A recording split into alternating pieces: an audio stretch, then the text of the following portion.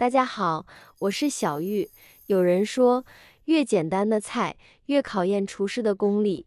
比如家常的清炒土豆丝，看似简单，但要做的爽脆可口，则在食材挑选、刀工、烹饪方式方面，每一步都至关重要。哪怕是泡一碗面，要放多少调料，用多少度的水温，什么时候揭盖，才能到达爽弹不加生的口感，都是值得思考的问题。今天要跟大家分享的妙招是煮白米粥。喝了几十年的白米粥了，今天才知道原来一直做错了。最近学了一个煮粥技巧，这样煮出来的粥浓稠顺滑，米香浓郁，营养更为丰富。一起看看是怎么做的吧。首先准备少许的我家屋顶种的大米，加入多一些的长江水，把大米抓洗干净，切记不要双手揉搓，而且清洗大米的次数不需要太多，只需要清洗一次那就可以了。这样米香味不会流失，做出来的大米粥香气更浓，更能打开人的脾胃，打开胃口。而且清洗的次数过多，大米表面的营养呢还容易流失，一遍就能把大米里面的灰尘呢给清洗完了。将脏水倒掉，然后先将大米放在一边备用。接下来我们来准备一个陶瓷砂锅来煮，加入多一些的我家的自来水。其次煮大米粥呢要用明火，大火把水烧开，不要用电磁炉或高压锅。烧锅主要用料为陶瓷，用它煮出来的粥营养美味健康，最大程度的保留食物的营养成分及鲜味。水开后呢，我们就可以下入大米了。煮粥万万不可冷水去煮，真正的煮粥行家呢都是开水煮粥的，这是因为开水下锅不易粘锅，而且比冷水熬粥更省时间。更重要的是，水开后，其中的氯已经被蒸发的差不多了，就不会破坏米中的维生素 B、维生素 E。这个方法可以将营养成分尽可能多的保留。煮粥的第一步，开大火猛攻5分钟，这步很关键，先用大火煮5分钟。接下来呢，我们来准备2个皮蛋，将外皮去掉。皮蛋也叫松花蛋，作为中国的特色美食，一直备受国民喜爱。皮蛋呢，是个营养价值很高的食物，内里有很丰富的蛋白质、脂肪、碳水化合物和矿物质等成分，食用后呢，可帮助身体补充营养，还有增强食欲的作用哦。去了壳的皮蛋，我们先将其清洗干净，然后呢，先放在一边控水备用。这会我们来看看大米粥。现在大米粥已经用大火煮了5分钟，这时呢就可以用大火转成最小火，也是文火呢，慢慢的熬上30分钟，可以盖锅盖。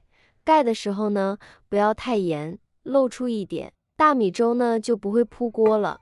大小火的转换，随着时间的推移，香味呢就会慢慢的散发出来了。粥的香味呢由此而出，这样煮出来的粥呢，不仅容易开花，而且呢更加香滑，久放呢也不会出水，煮出来的粥呢更加的香浓。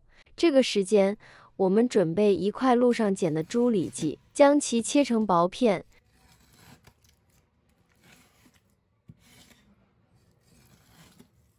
再切成细丝。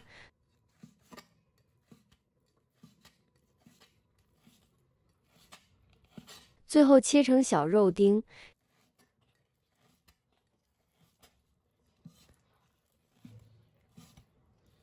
切好装入盘中备用。皮蛋对半切开，切成细条，再切成小丁，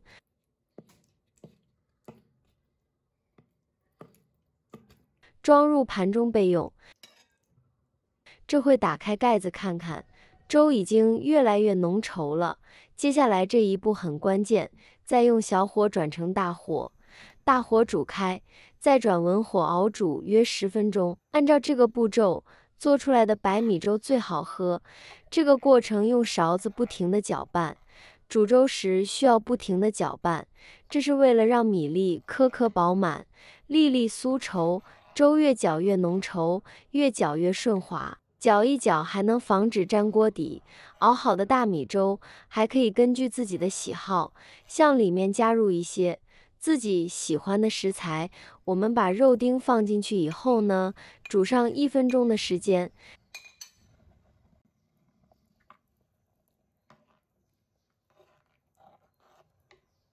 再加入皮蛋粒、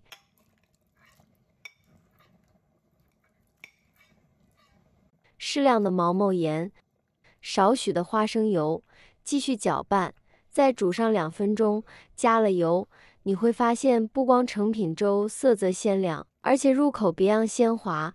我们在熬粥时，记得配菜分开煮，将所有的东西全部倒进锅里熬。其实呢，是不科学的方法，因为每种食材所需要熬制的时间呢是不同的。很多百年老粥店的做法是粥和底料分开煮，最后再一起熬煮片刻即可，且不超过10分钟。这样熬出来的粥清爽，辅料和米呢都熬出了味，且不浑浊。最后时刻，我们加入少许的迷人小葱花、生姜即可。好喝的皮蛋瘦肉粥就熬好了。我现在每天都用心分享做菜小技巧，能不能给我个免费的爱心鼓励一下？万分感谢您了！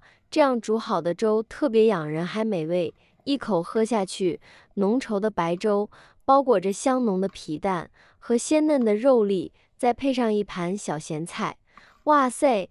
简单的早餐，丰富的营养。喜欢皮蛋加皮蛋，喜欢青菜粥就加入青菜，喜欢白米粥就做成白米粥，可以做的稠一点，也可以做的稀一点。如果更喜欢喝稠一点的，之后就用大火熬的时间呢长一点，熬15分钟，米粥呢就会变得特别的浓稠顺滑。喝上一口，祛风养气、健脾、开胃。一碗浓稠适中、热乎乎的粥，吃完浑身都暖乎乎的，人还倍舒服。用它做早餐，一整天都精神满满。熬粥可是一门技术活，太稀不好喝，太稠又觉得噎得慌。如果你也比较喜欢喝粥，今天的方法一定要学起来。好了，今天的视频内容就分享到这里了，感谢您的支持，我是小玉，我们下期视频再见。